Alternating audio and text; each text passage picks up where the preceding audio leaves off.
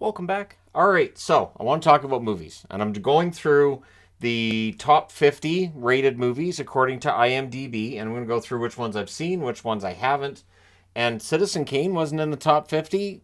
What's up? Like, that's widely seen as the greatest, and yet it's on this side, and I'll talk about it. So, first off, under the scene list, and number one on the list is The Shawshank Redemption. I don't know anybody that doesn't like The Shawshank Redemption. I do enjoy that movie. Is it one of my all-time favorites? No. I find that once I've already watched it, that rewatchability not that great, and that is something I use to grade a movie. Do I want to watch it again? And I'm sure there are people who've watched Shawshank many, many times over. I'm not one of those people that's willingly done so. It was a movie that anytime it was on, my ex would want to watch it, and I would usually find something else to do because again, it's a long movie. If it's on TV, you're dealing with commercials and all that fun stuff. But it is not a movie that I think I've sat down to watch it twice. I think I've sat down to watch that movie twice. Great movie. Not saying it's not a great movie. And then The Dark Knight. I wasn't that sold on The Dark Knight. I know everybody loves The Dark Knight. There is this definite cult of Christopher Nolan, and I get it. But The Dark Knight, I don't know. I found the growly Batman confusing at times and hilarious at others. And you probably shouldn't be laughing at Batman, and I was. Christian Bale's growling that he did as Batman, I thought was really funny. And then he kind of did it as Bruce Wayne as well. So I was like, wait, so what's the growly voice for? Anyways, I just found that distracting, and it's not a movie I would sit down and watch again. As great as Heath Ledger was, and he was as the Joker, I couldn't get over just how growly Batman. And I understand Batman. I've watched many Batman movies. I just felt like it was just a little too growly for me. 12 Angry Men is a great movie. 12 Angry Men is a fantastic movie. The funny thing is, when I was in high school, I starred in the play. So I starred in the play. I was the eighth juror, which is the character that is played by Jack Lemmon in the movie. And so I did the play, and then we watched the movie. And, it was funny where I was like, I played that line different than Jack Lemmon did. He played this one different than I did. And it was kind of fun. I actually really enjoyed it. Because, again, when you've been in a play and you don't realize that there's a well-known movie out there at the time, which I didn't, then you watch it, it's like, oh, this is really kind of cool. Schindler's List. Schindler's List is a movie that left me in tears at the end of it, just knowing it was a true story. And I have watched Schindler's List a couple of times. It is hard to get through. And I'm saying that just from an emotional standpoint. It is hard to get through all those beats in that movie, and just the horrors of it. It's an important movie. It's definitely a movie people, I think, have to see if they haven't seen. But it is tough. It is not easy, especially Liam Neeson at the end with the ring and looking at his jewelry, and that's just insane. And I say that as an absolute compliment to the movie. It's darn near perfect. The little girl in the red dress, that all of it is so well done. Return of the King. Well, I'm a Lord of the Rings fan, but I'm going to say Return of the King. Man, there were too many endings. Pulp Fiction, one of the most quotable movies in the history of movies. Pulp Fiction is hilarious. I remember seeing that at the theater with my dad. He wondered what was wrong with me, why I was laughing at the parts I was. He was not a fan. My father, while this movie's really highly rated, my father did not like the movie. He felt there was way too much swearing, way too much gory violence. It just wasn't his thing. The drugs, all of it, not his thing. Knowing what I know about the movie now, I don't know that I would have gone with my dad back then. If I'd realized I knew what the movie was about, but I had no idea how far over, how outrageous it was. But I love Tarantino's work. Fellowship of the Ring, same as Return of the King. Fellowship of the Ring, though, it's really drawn out. One thing with Fellowship of the Ring, I can't watch it without falling asleep. I can do this. I can do this. They're in the mines of Moria. That's where I go every single time. They get into the mines, they start going, and they're in the darkness. My brain goes, it's dark. It is time for sleep. Forrest Gump. So, I'm not a huge fan of Forrest Gump, and I wasn't before I watched it even. I remember seeing the trailer and going, well, that kind of spoils it, doesn't it? And people were like, no, it's a really good movie. Don't worry about it. And then I watched the movie, and I was like, to me, a lot of the best stuff was actually in the trailer. So, I mean, Tom Hanks does a really good job acting in it, and there's a couple of funny parts in it. But, I mean, in general, I wouldn't watch it again. I, I wouldn't watch it again, and that's just me. But yeah, I was never a big fan of Forrest Gump. Now, Fight Club, that's a movie I can get behind. Fight Club, absolutely. The first time I watched Fight Club, one of the most mind blowing experiences watching a movie ever. We have lost full cabin pressure, and I was like, holy crap. So if you haven't seen it, and I'm not going to assume people have seen these movies, why haven't you seen Fight Club? Well, people are going to be asking me why I haven't seen some of these. But yeah, Fight Club, to this day, if Fight Club's on TV and if it's just starting up and the credits are rolling, I'm like, oh, I can't watch Fight Club. I can't start. I have stuff to do. I can't start. I've started Fight Club. I have to finish Fight Club. His name is Robert Paulson. A very quotable movie, that one as well. And for the longest time on my computer, my wallpaper was the actual how they put the safety catalog onto the flights. Absolutely one of the funniest things I've ever seen. It is the funniest. Just, did you know you can use motor oil on your lawn as fertilizer? Like, there are just so many things with Project Mayhem that I thought was great. Like, Project Mayhem in and of itself, pretty harmless outside of the blowing up the buildings part. And some of the other exploding things that happen, and of course his name is Robert Paulson. But I really enjoy Fight Club. There's the Two Towers, so that completes the trilogy of Lord of the Rings movies, which again, I like Two Towers. I honestly would put it ahead of Fellowship of the Ring personally. I might even put Two Towers ahead of Return of the King. I do like the dark ones. And Two Towers is a very dark movie. Inception, I love Inception, though on repeated viewings it does get sillier. And I think my problem is that the time dilation they talk about, how the further down you go and how much longer, well, they don't really show that so much, and they kind of touch on it, but then it's more about guys shooting at each other and all the shooting. There's a lot more shooting, and I'm not saying it's not a great movie. It is, but it ends up being more of an action movie than a thinking movie, and it's too bad, because with the idea of Inception, if you made a little more along the thinking side and a little bit less of the shooting, I think you'd have damn near a perfect movie that'd be right up there with Shawshank. Across the Spider-Verse, I'm glad to see that it's in the top 50. Really enjoyed that movie in the theater. Couldn't recommend it enough. Empire Strikes Back. Everybody knows I love Empire Strikes Back, so we'll move along. The Matrix, great movie. They should have stopped there, right? The one thing with The Matrix is that it was this great movie, and at the end you get this idea for what could happen next. And then they had the second and third movies, which I don't think went in the direction that most of the audience thought it would. And it just, I really didn't like the third one. I remember the second one came out, and then for the third one, the place I was working at the time, they had like this deal where you could pay to go and watch it. And it was like they were going to take all the staff and they were going to rent out the theater or whatever they were doing. And I remember thinking, well, I mean, Reloaded was okay, but I don't know if I want to see Revelations. And then sure enough, everybody that went to the movie came back saying, that movie sucked. So the original Matrix, they should have left it alone. Goodfellas is a great movie. Goodfellas is an absolutely fantastic movie. A lot of great one-liners in that movie. Joe Pesci in that movie gets stuff done. And it's the reason why I can't watch Home Alone, too. And also my age. When Home Alone came out, I was like, oh, that annoying kid. But yeah, Goodfellas, absolutely fantastic. And then of course Pesci in Home Alone. I'm like, all you need to do is just shoot the kid and take the stuff, and you're done. This is Joe Pesci. Why is he messing around? So there's that part for me. One Flew Over the Cuckoo's Nest. I actually didn't see One Flew Over the Cuckoo's Nest until about 10 years ago. And it wasn't really on my radar as a movie that I was all that interested in, but it was on one night.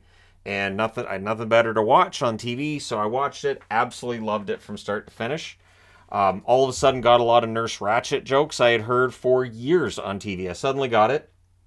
I was like, all right, all those jokes make a lot more sense now. And you really want to strangle the nurse. You really do. You find yourself thinking, strangling the nurse might be a good idea. And I don't consider myself a violent person, but watching that movie, you really can't stand her. The movie Seven is disturbing. It is a disturbing, messed up ride, but it is one that I'm really glad I watched. It is the reason that the phrase, what's in the box? And you got to say it while you're kind of half crying. Yeah, it is a gut punch. That movie is a real gut punch, but it's made very, very well. It's a Wonderful Life. Of course, I've seen It's a Wonderful Life because I've experienced Christmas. It is one of the better Christmas movies, maybe the best Christmas movie. Not on the list either. Are all the other Christmas movies? And there's some very good ones, right? So there's some good ones with Scrooge. The 1930s Christmas Carol's the one that I like to watch every year. I think Alistair Sim hits that one out of the park. That's absolutely one of the best movies made, and it doesn't waste time. It's not a very long movie either. Silence of the Lambs. Do you know the funny thing is, Silence of the Lambs is on the board as one of the top 50 rated, but I preferred Manhunter. Manhunter, the Michael Mann movie. I like Michael Mann movies. Maybe it's style over substance a little bit, but Manhunter is such a good movie. There's some great quotes in that movie. And if you've seen Silence of the Lambs and you haven't seen Manhunter, I would recommend it. It's absolutely great. William Peterson, fantastic in that movie. And it's so well made. Silence of the Lambs, on the other hand, I've watched once. I thought it was okay. I honestly thought it was a bit overhyped. Again, that's me. I know, I know, I know. Interstellar, another movie that's kind of an interesting watch the first time through, but then you really sit and think about it and you go, I don't think that made any logical sense. I don't think that movie, I don't think that part made any logical sense. I don't know if that part made and it starts to bother you a little bit. So Interstellar's one that I definitely enjoyed at the time. The whole bookcase thing, yep, sure, that's great. And I could kind of suspend my disbelief. I do wish they'd spent more time with the time dilation, with the idea that you're on a planet and the gravity of the sun and everything. Like I really like the idea of, planet around a neutron star, black hole, whatever it is, just that gravitational force. A lot of fun stuff there. So yeah, for me, Interstellar, good movie, but again, there are some moments that seem kind of silly when you're watching it back. At any rate, Saving Private Ryan, love the movie Saving Private Ryan. Surprises in parts too. I do like that when a movie doesn't necessarily follow the storyline you think it's going to. Maybe some characters you think are going to live don't, that kind of thing. Saving Private Ryan definitely has that going for it. The Green Mile. The Green Mile gets played a lot. It is a movie that seems to be on cable tons. And I know people like to watch it over and over. I don't. I end up feeling so bad. So bad for a man being locked up in jail. And just the storyline for him. And I find the whole thing kind of really just sad. It is a movie that I do agree with people it's important to watch. But yeah, repeated viewings is just it's a sad feeling over that movie the whole way through. A New Hope, of course, that's the title for Star Wars. It was Star Wars initially when it came out, but you had to change it to New Hope because you couldn't just have the second movie called Star Wars as well. People would get confused. So you have New Hope, Empire Strikes Back. Notice Return of the Jedi doesn't end up in the top 50. I think if they had decided to make it a Wookiee planet instead of having Ewoks, I think you would have had a top 50 movie there. So, yeah, New Hope is on the board. Terminator 2. I'm kind of surprised the original Terminator isn't in the top 50. I think it's a superior movie. I don't mind Terminator 2. I'm fine with it. I didn't see it in the theater. I ended up seeing it years later, to be honest. And it was okay. It was fine. I was going through a period of time where I just wasn't a big fan of blockbusters. I found them too predictable, so I started watching a lot of the artsy-fartsy movies. I found myself much more likely to go to a video store and pick out the latest, like, independent movie. If it was black and white, cool. That's even better. So movies like Clerks, the movie Fun. I still love the movie Fun. That movie, it's messed up, but it's a really good movie. And it's black and white, mid-90s, and the acting in it's absolutely fantastic. But yeah, at the time Terminator 2 came out, I was in that phase of I'm not a huge fan of the blockbusters and the explosions, the action movies. I generally am not a huge fan of. Generally, there are exceptions, of course, but generally, if you add in science fiction, it might win me over with that. Back to the Future, and I know Terminator is a science fiction movie with horror plot points and a bunch of action going on. Back to the Future is fantastic. Again, I'm going to buck the trend, though. I actually prefer the second movie to the first.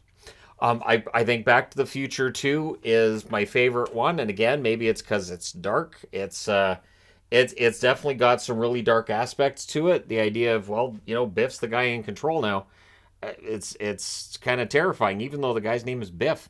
So yeah, Back to the Future is darn near a perfect movie. Psycho, I like Psycho. Again, that's the original from 1960. I also think that Psycho 2, that was released in the 80s, underrated movie. If you haven't seen Psycho 2, I would recommend it. Meg Tilly was excellent in that. I thought that it was just really well run the whole way through. I thought that movie was really quite good.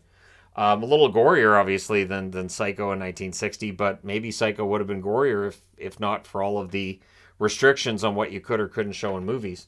Gladiator, Gladiator's fine. Again, it's one of those movies I watched. Would I watch it again? No, probably not. The Lion King, so that's the original, the animated. The Lion King, decent movie, but again, this is during that period where I don't know. I found myself gravitating to the low budget independent movies. The Departed, excellent movie. The Departed, a bit of a downer throughout, but there are so many things that are rewatchable about The Departed. There are definite signs that point to, okay, this character's next.